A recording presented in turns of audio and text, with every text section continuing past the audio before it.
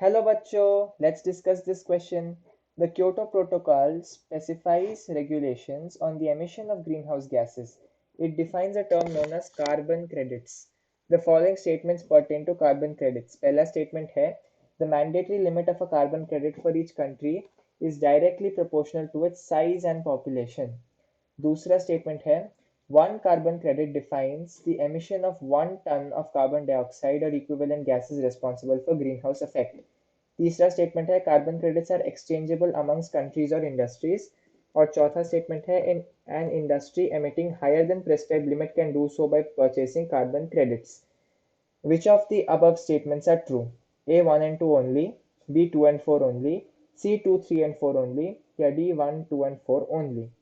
इस क्वेश्चन को सॉल्व करने का जो की कॉन्सेप्ट है वो है आपके क्योटो प्रोटोकॉल और कार्बन क्रेडिट्स को समझना।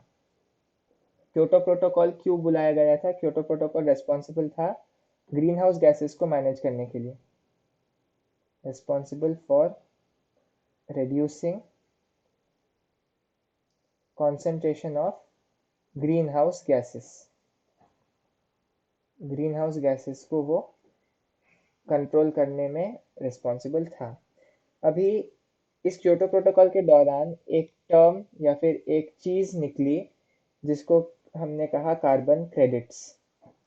कार्बन क्रेडिट क्या है? कार्बन क्रेडिट एक्चुअली एक एक्सचेंजेबल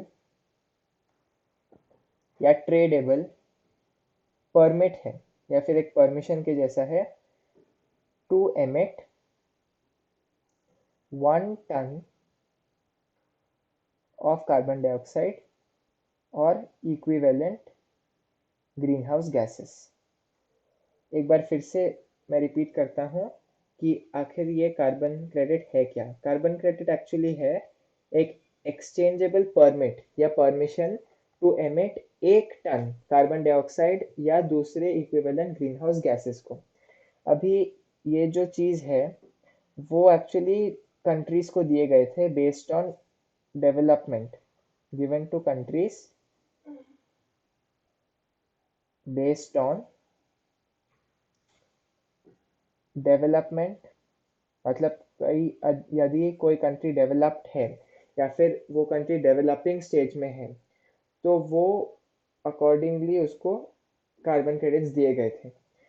और एक चीज़ है कि यदि किसी इंडस्ट्री ने इफ इंडस्ट्री ने लिमिट से ज़्यादा कार्बन एमिट किया, if industry emits higher green house gases, तो वो और कार्बन क्रेडिट्स पैसे देके खरीद सकता है।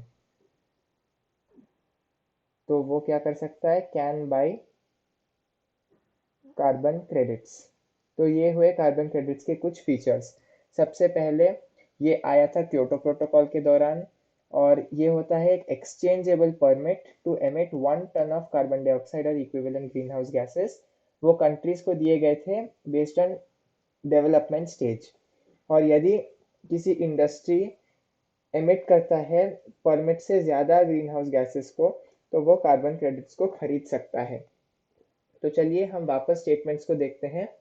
पहला स्टेटमेंट कहता है the mandatory limit of carbon credit for each country is directly proportional to size and population. ये बिल्कुल गलत है। हमने देखा कि डेवलपमेंट के बेसिस में ये दिया गया है, तो ये बिल्कुल गलत हो गया।